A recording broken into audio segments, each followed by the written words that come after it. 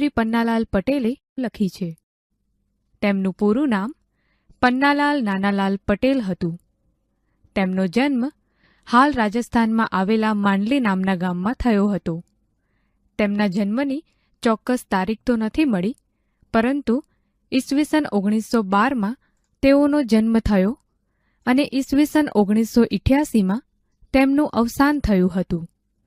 તેઓએ સાબરકાંઠા જિલ્લાના ઈડરની સર પ્રતાપ હાઈસ્કૂલમાં અંગ્રેજીમાં 4 ધોરણ સુધી અભ્યાસ કર્યો હતો.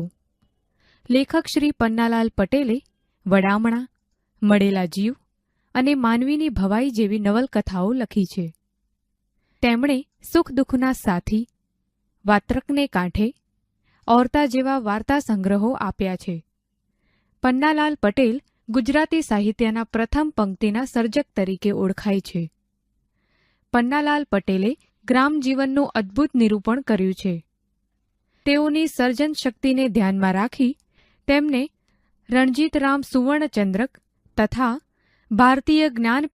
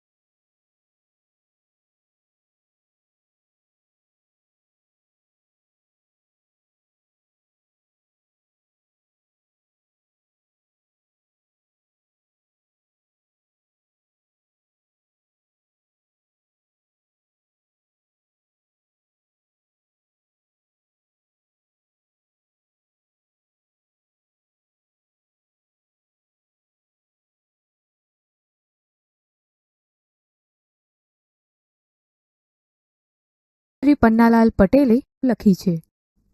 તેમનું પૂરું નામ પન્નાલાલ નાનાલાલ પટેલ હતું. તેમનો જન્મ હાલ રાજસ્થાનમાં આવેલા માંડલી નામના ગામમાં થયો હતો.